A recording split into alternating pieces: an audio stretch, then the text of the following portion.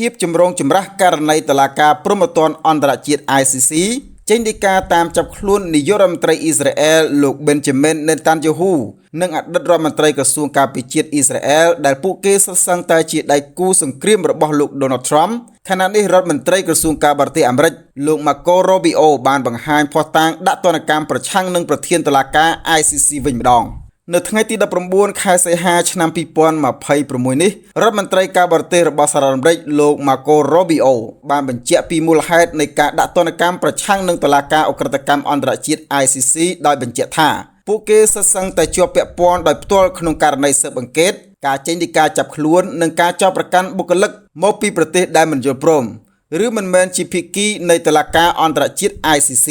លោក Rubio បាននិយាយថាយើងនឹងប្រមូលភស្តុតាងនិងអង្គហេតុដាក់ទណ្ឌកម្មប្រឆាំងនឹងប្រធានតុលាការឧក្រិដ្ឋកម្មអន្តរជាតិ ICC គឺលោកស្រីចៅក្រម Tomoko Akeni ដែលមានសញ្ជាតិជាជនជាតិជប៉ុនភាពចម្រូងចម្រាសនេះបានកើតឡើងចេញពីតុលាការ ICC ចេញដីកាតាមចាប់ខ្លួននាយករដ្ឋមន្ត្រីអ៊ីស្រាអែលលោក Benjamin Netanyahu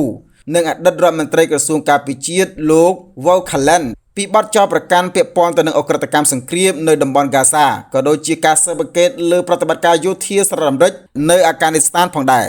សកម្មភាពសង្គ្រាមរបស់សហរដ្ឋអាមេរិកបានប្រឈមមុខនឹងការប្រឆាំងយ៉ាងខ្លាំងដោយចៅក្រម ICC ចំនួន3រូបនិងអង្គការសិទ្ធិមនុស្សជាច្រើនបានដាក់ពាក្យប្តឹងប្រឆាំងនឹងលោក Donald Trump និងរដ្ឋបាលរបស់លោក Donald Trump ដោយអះអាងថាទណ្ឌកម្មទាំងនេះគឺខុសច្បាប់ជ្រៀតជ្រែកអំណាចតុលាការនិងរំលោភយ៉ាងធ្ងន់ធ្ងរលើនីតិរដ្ឋអន្តរជាតិករណីនេះក្រសួងការបរទេសរបស់សហរដ្ឋអាមេរិកបាននឹងកំពុងប្រមូលអង្គហេតុដាក់ទណ្ឌកម្មប្រឆាំងនឹងប្រធានតុលាការព្រហ្មទណ្ឌអន្តរជាតិ ICC គឺលោកស្រី Tomoko Akeni